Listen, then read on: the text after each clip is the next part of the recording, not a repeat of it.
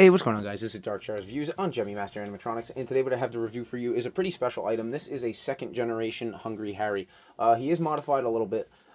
With the modification, it's nothing crazy. It's literally just foam padding in the arms and the legs, because if not, he looks like an anorexic patient in a asylum. So here he is, kind of filled out, looking almost like the first gen, with a really, really terrible blow molded plastic head and blow molded plastic hands.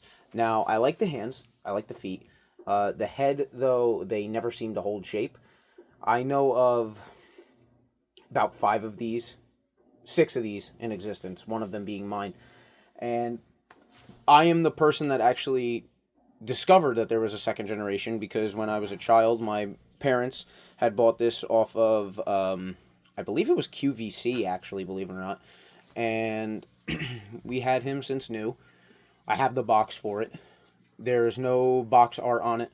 It is just a brown box, and it says Hungry Harry.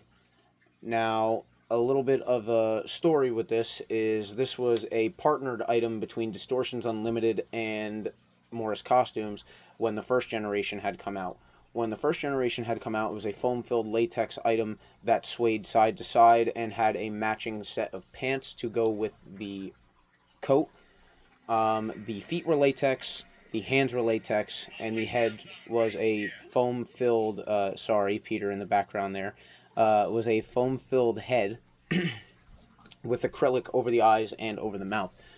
Most of those heads are dry rotted, with the acrylic yellowing, as well as the hands completely dry rotted and the feet dry rotted, or have had motherboard repairs or potentiometer repairs, which the motherboard is located in the foot, which is why they do tend to have motherboard problems, because of the fact that the latex has moisture in it and will eventually destroy the motherboard.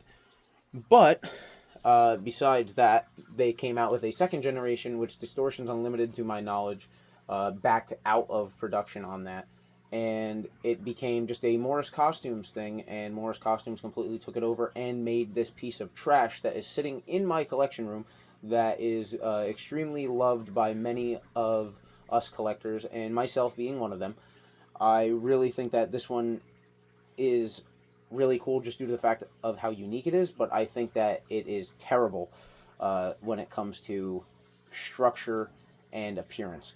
The structure of it is absolutely horrible, with terrible welds on a metal body shell, which sounds great, but it's like chicken wire and extremely bad quality. The legs are PVC poles that have been drilled and tampered with, so it almost looks like a homemade DIY prop.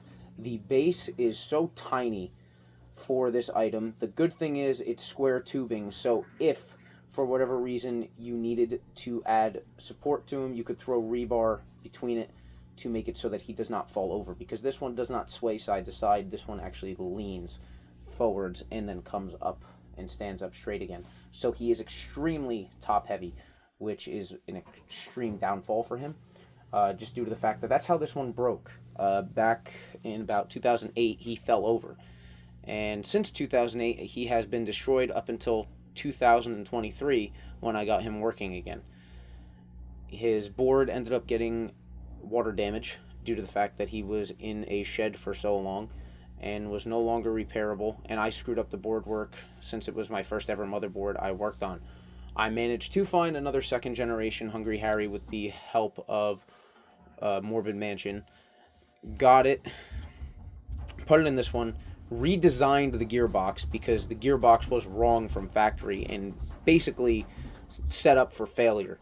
So it ended up shredding the teeth on one of the gears and making the square shaft go on an angle, completely binding up the mechanism. So I re-geared the gearbox and added more supports inside and on the gearbox casing, and he's now good to go. He's been working for a full year, almost year and a half, without any issues since I made all those repairs to him. So, without further ado, I know I talked a lot, I will plug him in and show you what he does. He does kind of have a long activation on this one.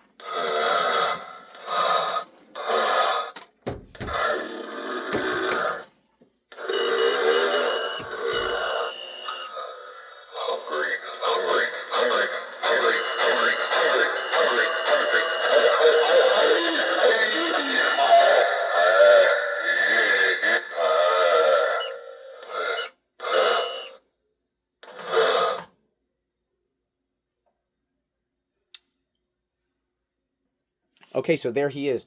That screeching that you were hearing is not him broken. Everything's working. The problem with it is there is a gear, because this one has two movements, two motors. The first generation has one motor, which is just the swaying side to side. This one has a vibration motor as well as the the dancing mechanism, which is it's literally just a dancing mechanism. Instead of being put side to side, it's put front to back, allowing him to lean.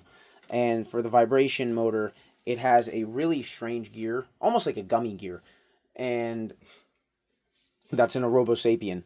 And this gear cannot take the extreme high torque and RPM from the motor, and it ends up shredding the teeth. I actually have a spare here. This is your clear gear, and I can just flex it like no tomorrow. So you can see how much of a poor design it is with quality. I'm trying to find somebody that can 3D print it properly. I've gone through somebody already, and it just did not work and hold up properly. So I'm going to see if maybe Skull Crane can do it, or if you know anyone else in the comments that'd be willing to do it and take on that challenge, let me know. It needs to be able to withstand extremely high RPM, because the way it works in a series is it is a 10-tooth gear put onto that gear, and on the cog of that gear is a weighted piece of metal that sits on, I believe it's a 10-tooth as well, that just flies, and it just shreds the teeth. And of course, with the movement of his angles, it actually will pivot the gear around, which is why he'll work accordingly at some angles, and other angles it doesn't. So there's Peter playing with something along the side of me. But yeah, that's his design flaw, is really that. And then, like I said, the gearbox. So if you're not good with regearing, or don't have the ability to kind of come up with something the way I did with what I actually took was as a spark plug gap tool, and I used panel bond, a 3M panel bonding adhesive, to glue it onto the side of the gearbox to add a structural support where the square shaft goes, because the square shaft could literally just fall right out of the side. And I put that in there, and instead of, I can't remember how many teeth the gear was, but I upped the amount of teeth on all the gears so that it wouldn't go around as quickly. So that was my fix for it, and it's been working great for over a year now. Most of these are just destroyed or don't exist anymore due to them falling over like this one had originally did. The heads get cracked and destroyed. The hands get cracked and destroyed. The gears bind up and lose all their teeth and strip out. And that's pretty much the end of them. And Peter has something to say. If anyone wants one, as the filming of this video, there's one on eBay for $49.99 plus $40 shipping. As is, though. So like John said, you're going to have to fix it. And it's not going to be fun. Oh, there is a second generation on? I don't know which generation it was, but there was a Hungry Harry earlier today. I saw it. It's probably it was the first some gen. weird title. It was hard to find.